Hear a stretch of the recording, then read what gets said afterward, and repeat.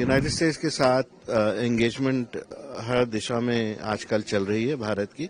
BTA जो है उसके ऊपर भी बातचीत चल रही है। जो संबंध है यूनाइटेड स्टेट्स और भारत के बीच, उन सभी में एंगेजमेंट जैसे पहले था वैसे चल रहा है। जल्द ही ये जो 50% की जो टैरिफ्स हैं उसमें कटौती जरूर आएगी। यूनाइटेड स्टेट्स के साथ एंगेजमेंट हर दिशा में आजकल चल रही है भारत की।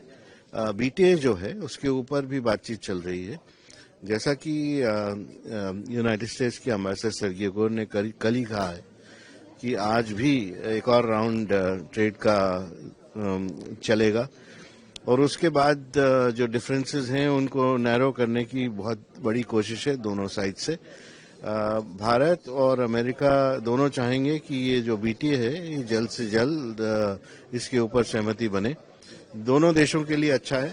और बाकी जो संबंध है यूनाइटेड स्टेट्स और भारत के बीच, उन सभी में एंगेजमेंट जैसे पहले था वैसे चल रहा है और रिलेशनशिप इवन कील पर है। Sir, external affairs minister mister Jaishankar बार-बार कह रहे हैं कि भारत इनफैक्ट यूरोपियन यूनियन और अमेरिका दोनों रशिया की तेल जो है खरीद रही है।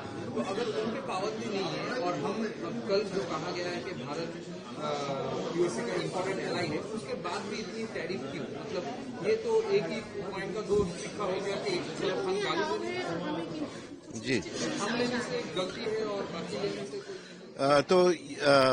तो जो यूनाइटेड स्टेट्स की तरफ से ये कोशिश है कि जो रशिया का जो ऑयल एक्सपोर्ट्स है उसके ऊपर पाबंदी लगे ताकि उनके ऊपर प्रेशर पड़े।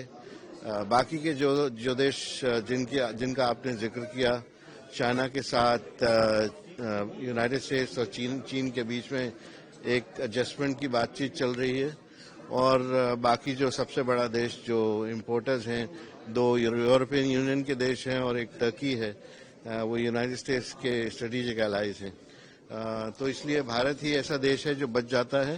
भारत ने हालांकि रशिया के तेल के ऊपर जो कमी करी है उसके चलते मुझे लगता है कि जल्द ही ये जो 50% की जो टैरिफ्स हैं उसमें कटौती जरूर आएगी, क्योंकि जो ट्रेड फिगर्स हैं वो सबके सामने हैं और इसमें कोई दो राय नहीं कि दोहरा मापदंड है। और भारत में कई लोग इन्होंने इसके बारे में अपनी ओपिनियन व्यक्त किया है और मुझे लगता है कि जल्द से जल्द ये मसला सुलझाएगा। तेजस की जो इंजन प्रोक्योर करने वाला है, कावेरी से नहीं हो पा रही है तो कावेरी रेडी नहीं हो पा रही है, तो वहाँ पे जी का इंजन या तो फिर रशिया का इंजन जो है, तो कौन सी इंजन लेना? क्या ये भी एक कारण है कि यूनाइटेड किंगडम यूएसए बार बार यही उसके लिए प्रेशराइज किया जा रहा है ताकि टेक्नोलॉजी यूएसए ट्रांसफर और वहाँ पे पहुंचे? देखिए, ये तो टेक्निकल चीजें हैं जो कि हम लोग स्पेकुलेट ही कर सकते हैं।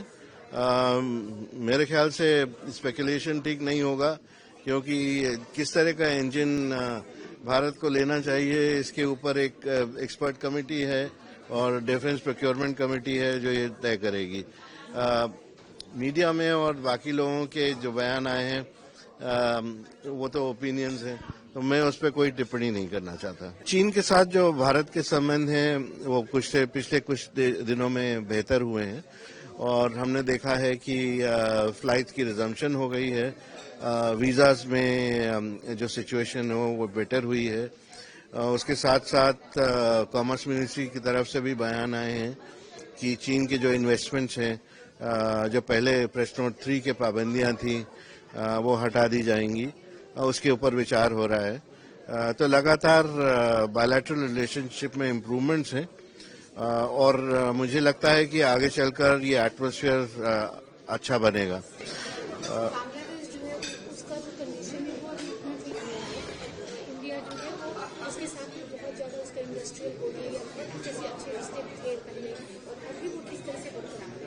तो बांग्लादेश के साथ भारत एंगेज करना चाहेगा और जो टेंशन्स हैं रिलेशनशिप में उसको दूर करना चाहेगा।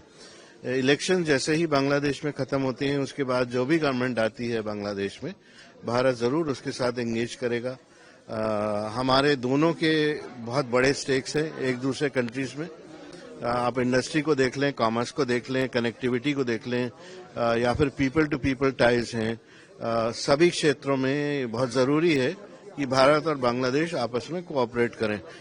तो भारत जरूर जो भी गवर्नमेंट बांग्लादेश में आएगी उसके साथ भारत की कोशिश रहेगी कि एंगेजमेंट आगे बढ़े।